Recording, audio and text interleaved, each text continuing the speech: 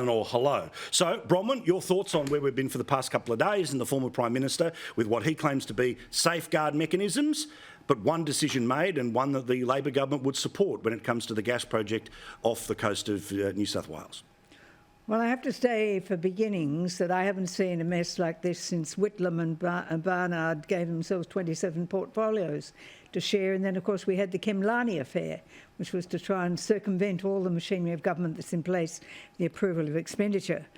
But the problem here is that there is an obligation on the Prime Minister to report to the Parliament any change in ministerial arrangements.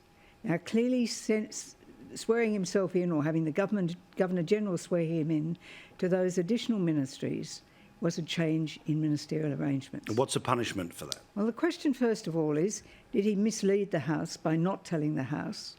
And secondly, there's Section 4 of the Parliamentary Privileges Act, which is couched in strange terms, but basically it says that, and I'll read it to you, It says, conduct, including the use of words, does not constitute an offence against the House unless it amounts or is intended or likely to amount to an improper interference with the free performance by a member of the member's duties as a member. And of course, a minister is still a member, and that's an additional part of his duty.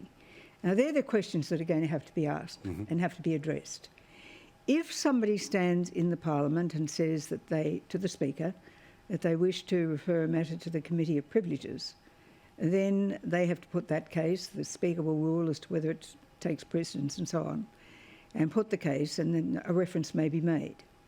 Now, under the Parliamentary Privileges Act of 1987, it tried to codify what were all the privileges that associated with the with the Westminster system in the UK, unless in Australia we specifically laid down some principles ourselves. So one of the things that the Privileges Act did was to stop the Parliament expelling a member. You cannot do that, but you can suspend them. There is also, because of the Brown and Fitzgerald case in 1955, when they were called to the bar of the House for contempt of the Parliament and sentenced to 3 months in jail. Wow. It was found that by the court that was not able to be appealed to a court. The Privileges Act changed it so that it is now capable of being appealed.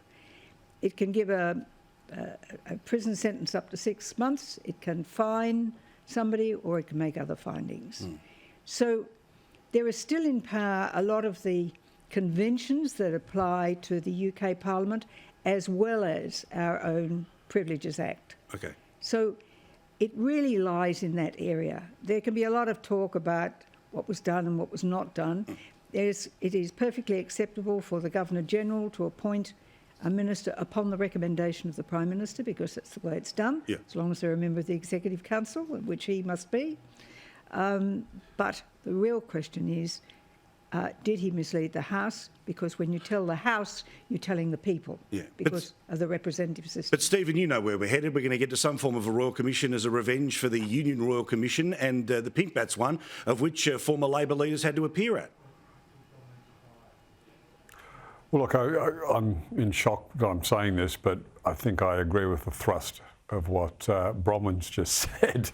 So, Bronwyn, we're on a unity ticket today. I think there's serious evidence of misleading the Parliament. I mean, when you go into the Parliament, and there's 3 or 4 times this happens, as just swear new ministers in, go, here are the changes.